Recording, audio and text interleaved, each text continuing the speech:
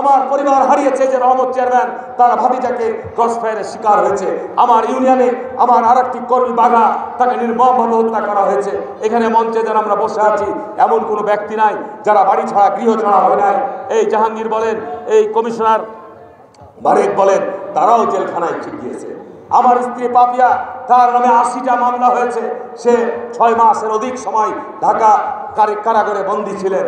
আমার বাড়ি এখনো গিয়ে দেখেন, আমার বাড়ির ঢুকতেই সামনে জানলা দেখবেন, সেখানে শক্তিশালী বোমা বিস্ফোরণ ঘটানো হয়েছিল অদুল মিয়ার হুকুমে, এবং গোটা বাড়ির ওই জানালার ওয়াল জানালা সব মাটিতে চুরমার হয়ে গেছিল। আমি মামলাও করতে পারি নাই। আর আজকে দুঃখ লাগে, আজকে কষ্ট হয়, আজকে যখন এই জামাত ইসলামের নাম নিয়ে আমি বলছি, যাদের সাথে আমি গত 96 সাল থেকে এই নির্বাচনী এলাকায় নির্বাচন করি, যখন আমাকে বিপুল ভোট দিয়ে বারবার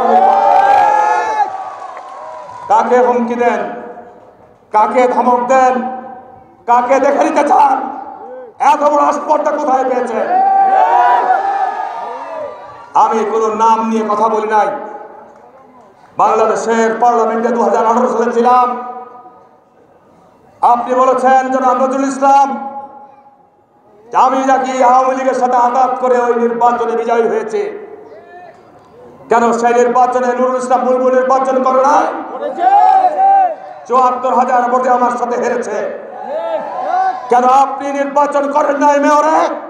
আওয়ামী লীগের ক্ষমতার সময় লিটনকে নৌকা প্রতীক নিয়ে লিটন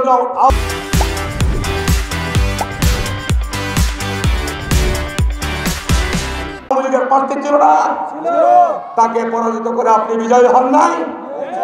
আপনি কি ওদুদকে টাকা দিয়ে আঘাত করে নির্বাচনে জিতেছিলেন? কথা বলার আগে হিসাব করে বলবেন, কথা বলার আগে সতর্ক। আপনি দায়িত্বশীল নেতা। আপনি বলেছেন যে আমি নাকি নবাবগঞ্জের কোনো আন্দোলন সংগ্রামে ছিলাম না। এত বড় মিথ্যা কথা, এত বড় মিথ্যাচার কিভাবে করেছেন? জামাত ইসলামের নেতাদের কি চরিত্রের বৈশিষ্ট্য এরকমই মুনাফিকি কথাবার্তা? আপনি দায়িত্বশীল জায়গায় আছেন। আপনার পিছন দিকে আমি ওই ভিডিও লিঙ্কটি আমার কাছে আছে। আমি বক্তব্য শুনে হতভম্ব হয়েছি, স্তম্ভিত হয়েছি। আপনার এক পাশে লতিফুর রহমান দাঁড়ানো, পাশে মুখলেস চেয়ারম্যান দাঁড়ানো। কতদিন মিটিং করেছি রাধুনির ওই মোড়ে, সেখানে লতিফুর বক্তৃতা দিয়েছে, লতিফুর রহমান সাহেব, মুখলেসও বক্তৃতা দিয়েছে, নজরুল বক্তৃতা দিয়েছে, বারে বক্তৃতা দিয়েছে, আমাদের নেতা কর্মীরা অনেকে উপস্থিত ছিল। পুলিশ এসছে, দাঁড়া খেয়ে আমরা পালিয়ে গেছি। কি অসত্য বলছি? এখানে সাংবাদিকরা আছে, ফুটেজ খুললে পাওয়া যাবে। আপনি কোন দুঃসাহস নিয়ে কথা বলেছেন? আমরা শহরে মিটিং করতে পারি নাই, ঝিলিম বাজারে গিয়ে মিটিং করে এসেছি।